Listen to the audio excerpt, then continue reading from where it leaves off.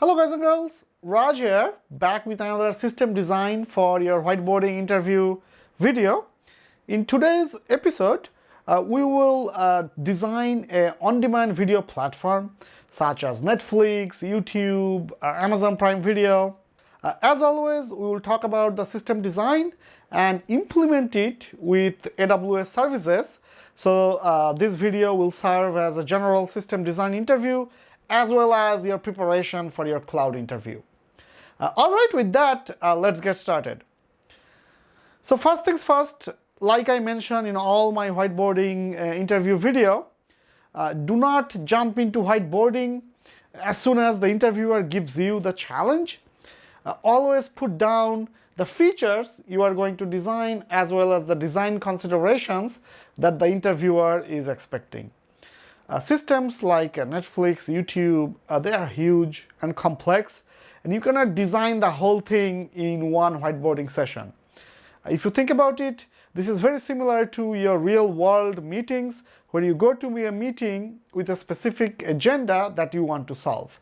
If you don't put down the features and the design considerations, interviewer will bombard you with questions and other features that you won't be able to cover.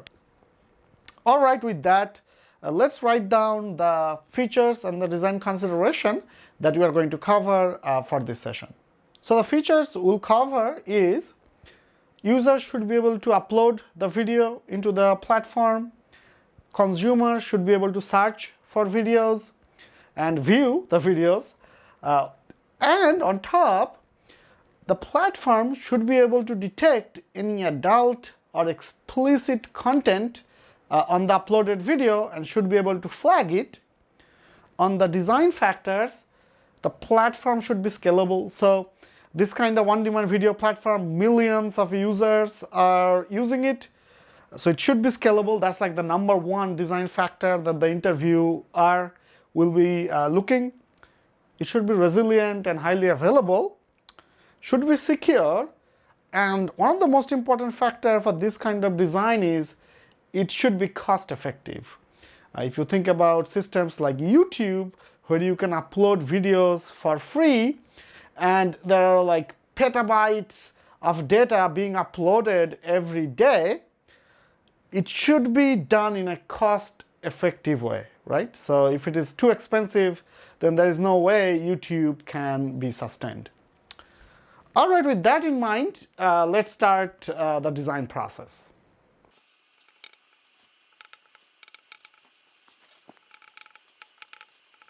So first things first, the user uploads the video file into a storage. And let's say the video file is a 4K resolution and the format is .mp4. So .mp4 is a very commonly used format. If you record a video in your cell phone or your camera, it should be saved in .mp4.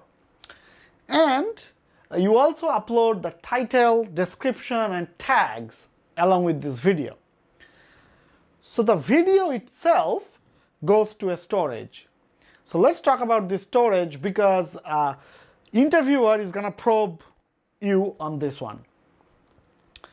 So the storage should be scalable, resilient, secure, and cost effective. So whenever someone says storage, the first thing that comes to your mind is probably hard disk or elastic block storage in AWS, and that's not good for this solution. Because you cannot easily scale a hard disk. If you need to scale, you have to attach another hard disk, and if a file got split between two hard disks, you have to manage that splitting, partitioning, all that stuff. It is not resilient. Like, you have to implement resiliency on top. So if the attached hard disk fails, all your data is gone. So you have to implement backup for the hard disk, and then if the hard disk fails, you have to restore from that backup. So a lot of overhead. And it is not cost efficient. So if you get a hard disk for 1 petabyte and you are, let's say, using only 100 gigabyte, it doesn't matter, you still have to pay for that 1 petabyte. So for the storage, we will use Amazon S3 or simple storage service. It will scale automatically up to infinite capacity. the data in the S3 is replicated across multiple availability zones. So even if one availability zone fails for some reason, you can still access the data. It is secure and it is cost effective. You only pay depending on how much data you are storing and how frequently you are accessing it. So you never have to pay for a huge capacity if you are not using it. So we're going to replace this storage with a S3 bucket. Okay, so the video gets stored into S3. But how about this title, description, and tags? So they should be stored in a database because we will use that database to search for a particular video. Whenever you need to design a system where the design needs to scale to millions of concurrent users and the scale is unpredictable, like sometimes it could be 1 million, next 10 minutes it grows from 1 million to 10 million, right?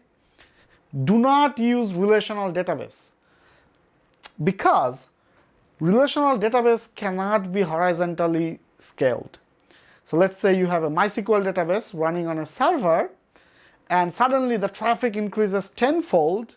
You cannot just add another server with another MySQL, right? It doesn't work that way because you need to replicate the data, you have to make sure the data is consistent, etc. You can only scale a relational database in a vertical scalable way.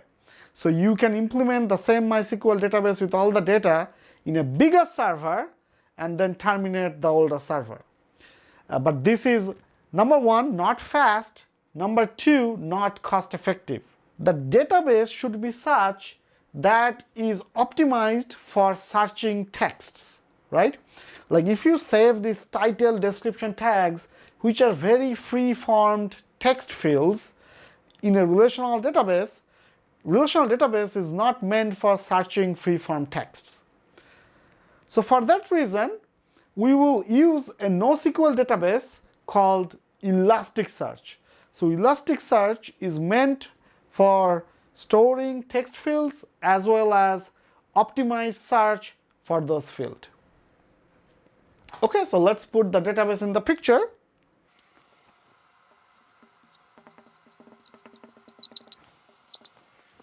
Alright, so at this point, the original video is stored in S3, all the metadata is stored in Elasticsearch. So now, let's talk about the consuming piece. Even though the video is uploaded in 4K resolution, not everyone is going to watch in 4K resolution. If you have a cell phone, your video will be in 720p resolution. If you have, let's say, 15-inch monitor, it can support up to, let's say, 1080p. So depending on different devices, the resolution will be different. So this 4K video needs to be converted into different resolution to be consumed by different devices.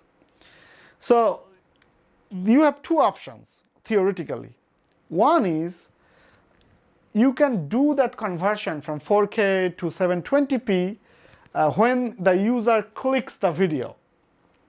But if millions of users click the same video at the same time, your server needs to encode this real time from 4K to 720p, which is very resource intensive, and depending on the speed of encoding, the user might see stuttering, right, which is not a pleasant user experience. So for that reason, this video will be encoded into different resolution when you upload this video. So for those of you who uploads video to YouTube, when you upload a video, you will see that SD video processing or HD video processing, it doesn't get uploaded instantly. It says that it's processing the video. So that's when it does the encoding. So let's put the encoding step here in our whiteboard.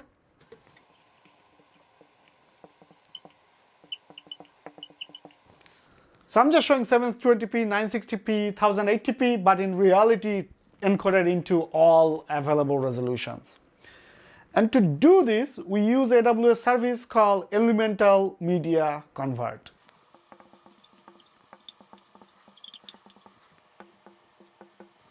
And all these different videos will be stored in S3 bucket in different files, and the link to the files will be saved in the Elasticsearch along with the tags, description, title, etc. So now let's talk about adult content. How do you do this? So for this, we will use a service called Amazon Recognition. You can think of it as an AI/ML service which gets the video and then analyzes every frame against a pre-sorted database and gives you if there is adult content. So Amazon Recognition is a managed service, but if you are strong in AI/ML, you can explain it using your own algorithm as well. So basically, there is a pre-trained machine learning model where it is trained on different images, and it categorizes some images into explicit content. And when you pass an image, it runs that image on that machine learning model, and it determines if the image has any adult content. So for this, after the video is uploaded, we are going to pass the same 4K video into that Amazon Recognition, and we want to do this parallelly. We don't want to do this one after another, right? So we will put the Amazon Recognition step.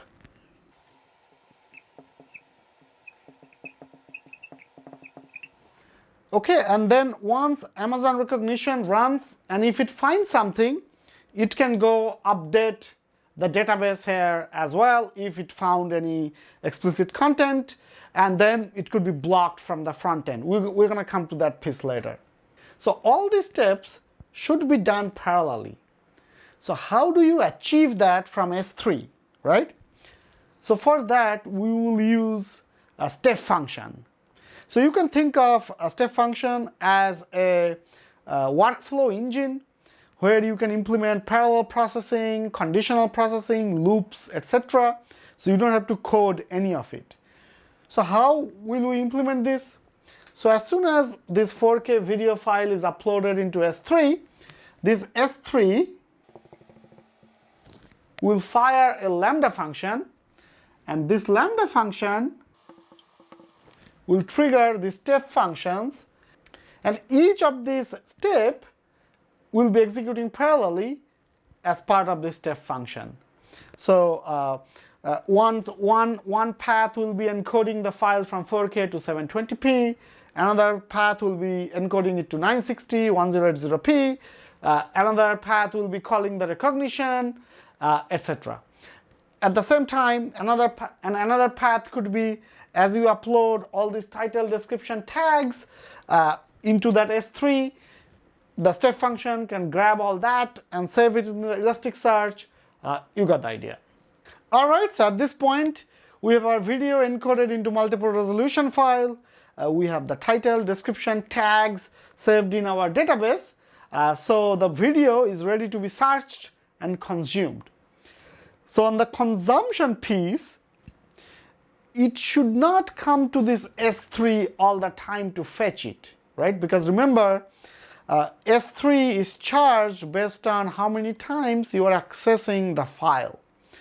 And if this S3's primary location is, let's say, US East, right? Let's say North Virginia, and someone wants to access this video from Europe or India, every user should not have to come to this US East S3 server to fetch the video. And it is not efficient to replicate all these different resolution files into S3 bucket across all over the world, right? Because you don't know which video will go viral and will be watched from all over the world. So how do you solve this? You implement a content delivery network, or CDN. So a content delivery network, or CDN, refers to a geographically distributed group of servers which work together to provide fast delivery of the content. So it could be a video, page, API, etc. So let's put a CDN in front of the S3. So let's say the video is stored in the North Virginia S3 bucket, and then someone from India accesses the video. So the first time the video will be fetched from S3, and then it will be stored in that local content delivery network in India.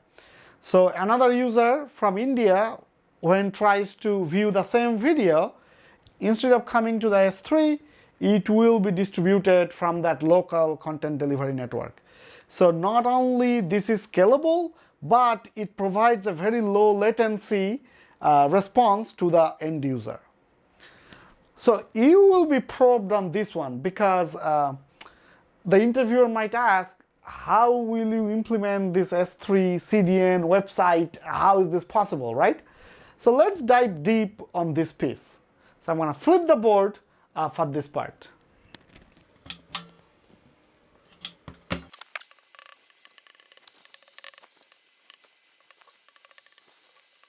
Okay, so how this works is, you have the static website written in HTML or some other front-end language. In another S3 bucket, you have the videos stored in the S3 bucket that we encoded in the other side of the diagram.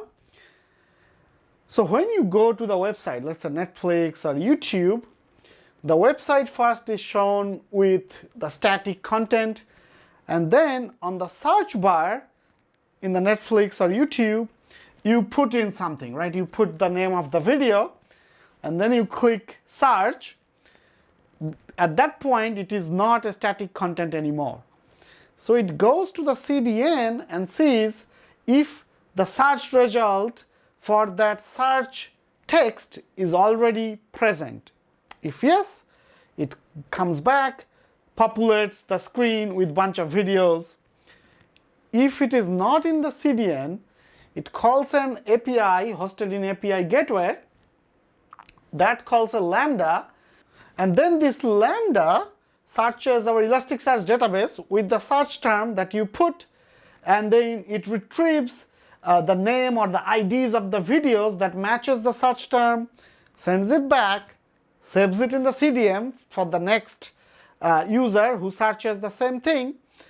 And once it sends the name or the IDs of those videos, so your screen gets populated with the videos related to your search term, right? Let's say these are these videos. And then you click on one video. Let's say you clicked on this video. So this video has a particular ID. Again, the CDN, it goes to CDN and see if that video is already cached or not. If yes, it plays from it. If not, the CDN goes to the origin, which is the S3 bucket, and grabs the video and sends it to you. And it also saves that video for that resolution in the content delivery network. So the next user that comes in can grab the video directly from CDN. And how will the videos be delivered? So in the beginning we talked about .mp4. So the problem with MP4 is you cannot really stream it in chunks. Like when you try to view an MP4 file, it downloads whole MP4 file and then you can start viewing. But in reality, most of the times you don't watch the full YouTube video, right? Like I see my videos, most of you don't watch till the end. So that's the reality. So how it works is the encoded videos are stored in a HLS format. So HLS stands for HTTP live streaming. So all the encoded video in the S3 bucket are in HLS format, and the beauty of this is the HLS format breaks the video, the total video into chunks. So maybe a 10-minute video will be broken into thousands of chunks, right? Very small chunks. And when you watch this video, it delivers chunk by chunk. It doesn't deliver the full video in one go. So if you stop viewing after 5 minutes, it only delivered the chunks worth of 5 minutes. So it saves the network bandwidth, it's faster and cost effective. On that note, please watch this video till the end. Alright, so I'm gonna flip back the board again. So I know I flipped the board to do this S3 to CDN, but you can do this here, like, because in your real interview, either your whiteboard will be bigger and save some space, or you can ask the interviewer, hey, can I wipe this part or maybe the features, and then you can use the space effectively. So going back to the cost-effective feature, if the interviewer is a cloud-savvy person, he or she might probe you. How can you cut down cost even more? So how you do this is, S3 has different tiers. So one tier is the standard tier, that's the by default tier, where the price is highest. But remember, S3 charges you based on how much you store and how many times you access. So if you tell S3 that, okay, some of this video will be infrequently accessed, like which videos which are not viral, such as most of my videos. So what you can do is, you can move those videos from standard tier to infrequent access tier.